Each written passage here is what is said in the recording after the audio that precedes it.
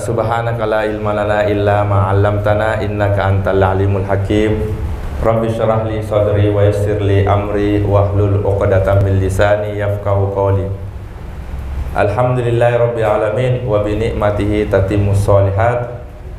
Wassalatu wassalamu ala rasulillah sayyidina Muhammadin sallallahu alaihi wasallam wa ala alihi wa sahbihi ajmain, amma ba'd.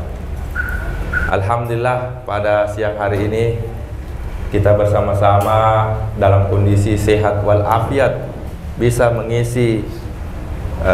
mengikuti kajian rutinitas Jumat kita.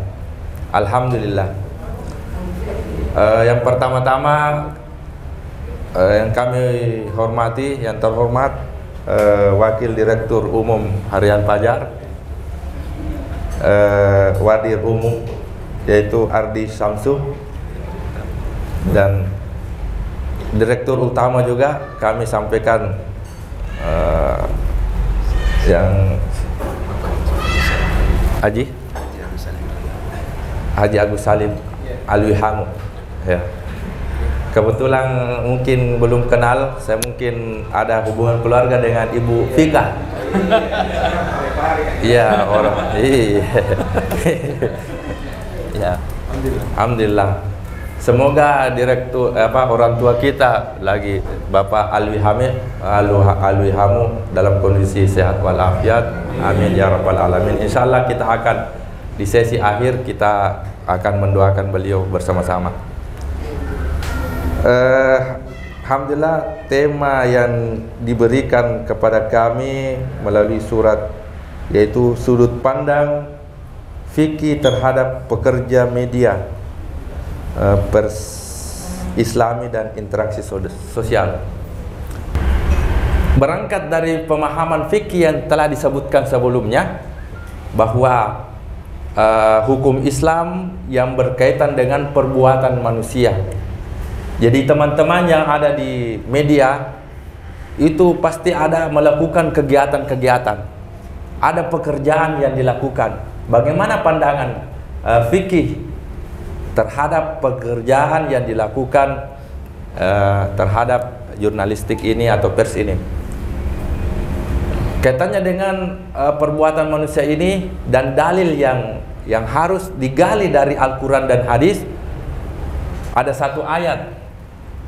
satu ayat yang bisa kita jadikan landasan hukum untuk bagaimana teman-teman yang bekerja di media massa ini atau media cetak ini termotivasi untuk bekerja. Ayatnya itu Bismillahirrahmanirrahim. Wal takum minkum ummatun yad'una ilal khairi. Yang pertama, yad'una ilal khairi. Yang kedua, wa ya'muruna bil ma'rufi. Yang ketiga, wa yanhauna 'anil munkar. Ada 3 pekerjaan yang disebutkan di dalam ayat ini. Wal takum minkum, hendaklah di antara kalian kita di dunia pers atau di dunia jurnalis harus memiliki 3 pekerjaan yang harus menjadi landasan filosofis kita untuk bekerja. Apa itu? Wal takum minkum ummatun yad'una. Ini kan dalam bahasa Arab ada kata yad'una. Kata kerja ini yad'una. Yad'una mengajak. Yad'una ilal khairi, mengajak kebaikan. Ya, kebaikan yang diajak. Tadi disebutkan di mukaddimah, di pendahuluan, menyampaikan kebenaran. Kebenaran itu tidak cukup untuk kita sampaikan. Ada nilai hal-hal lain yang perlu juga kita perhatikan. Apa itu yang tadi disebutkan dalam ayat? Ya'muruna bil wal takum minkum ummatun yad'una il al khair, kebaikan. Apakah kebenaran itu yang kita sampaikan itu mengandung kebaikan atau tidak? Harus juga menjadi pertimbangan kita untuk menyampaikan berita. Jangan sekedar kebenaran saja, ada nilai kebaikan di dalamnya untuk kita sampaikan. Dalam ayat disebutkan yang pertama dulu itu kebaikan. Kebaikan merupakan hal yang pondasi dasar dalam kita beragama. Baik itu tentu ada nilai akhlak di dalamnya. Ya. Orang yang berilmu kalau tidak ada akhlaknya, tidak ada gunanya ilmunya. Tapi kalau orang yang berakhlak, memiliki nilai-nilai akhlak, bermoral, tentu ada ilmu di dalamnya. Orang berakhlak pasti ada ilmunya. Tapi kalau orang berilmu, belum tentu dia berakhlak. Makanya dalam filosofi ayat yang disebutkan yang pertama, yada'una ilal khairi, mengajak yang namanya kebaikan. Itu pekerjaan yang pertama di pandangan fikih melalui ayat Al-Quran terhadap pekerja media. Harus itu yang diperhatikan yang pertama, yada'una ilal khair, mengajak kebaikan. Dan kebaikan ini ya sesuai dengan fitrah manusia yang Allah berikan kepada masing-masing kita. Kebaikan itu tidak hanya dijelaskan di dalam Al-Quran bersumber dari wahyu, tapi kebaikan juga itu ada yang ada di bumi juga kita bisa dapatkan melalui kearifan lokal.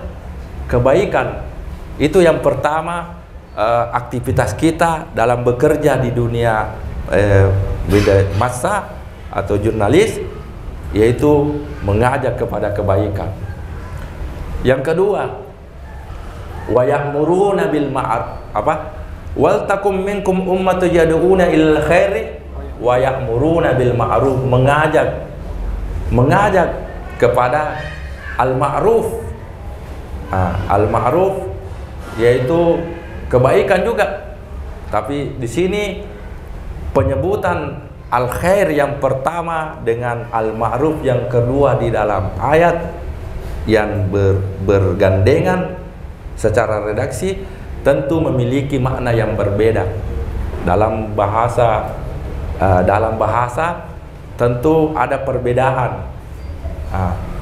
Wa ya'muruna bil ma'rufi, mengajak yang namanya ma'ruf. Wa yanhauna 'anil munkar. Ini lawan katanya al-ma'ruf, al-munkar. Lawan kata ma'ruf, al-munkar. Lawan kata ya'muru bil itu al-khair, asyar. Ya, keburukan lawan dari kebaikan. Itu tiga hal ini yang harus dipegang baik-baik bagi orang yang bekerja dalam dunia massa atau dunia pers ini atau jurnalistik. Jadi ayat ini meskipun tidak menyebutkan secara langsung bagi dunia pekerja seperti kita ini berlaku umum. Siapapun yang memiliki profesi, saya sebagai pengajar tentu berpegang juga yang namanya ketiga hal ini. Apapun profesi kita, harus kita pegang tiga konsep yang disebutkan di dalam ayat. Wal takum minkum, hendaklah ini meskipun kalau redaksi ayat menyebutkan hendaklah berarti ada unsur sebaiknya, tetapi hukum itu bisa berubah dengan perubahan kondisi dan waktu. Jadi hukum itu bisa berubah, pertama situasi, kondisi, orang yang bersangkutan, niat yang ada dan lain sebagainya, itu hukum bisa berubah. Perubahan wal takum yang disegariskan yang pertama di dalam ayat wal takum yang memberi isyarat kepada sebaiknya ada, itu bisa berubah menjadi wajib kalau tidak ada yang melakukan tiga perkara ini. Berubah hukumnya menjadi wajib.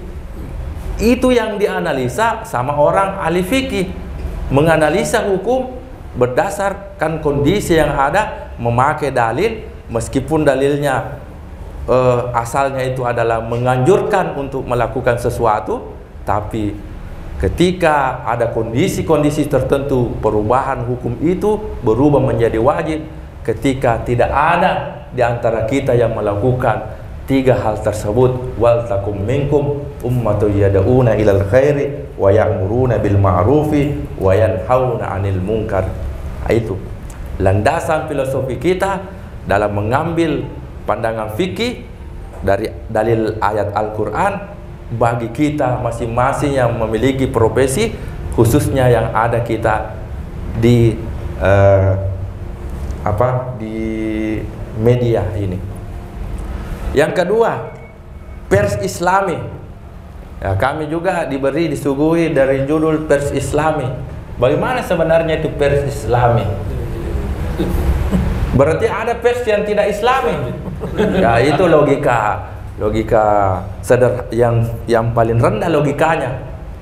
Oleh karena itu, dakwah Nabi Muhammad SAW tidak untuk membunuh, tidak untuk merobek hati, tidak untuk merobek perut, tetapi yang dimaksud dari semua itu adalah kita memberi hukum apa yang nampak, apa yang kita dengar, apa yang kita lihat, cukup itu. Adapun selanjutnya masalah rahasia-rahasia dibalik daripada itu kita serahkan kepada Allah Subhanahu wa Ta'ala. Semoga Allah Subhanahu wa Ta'ala mengampuni kita apa-apa yang pernah kita buat. Amin. Demikian mungkin sampai ini.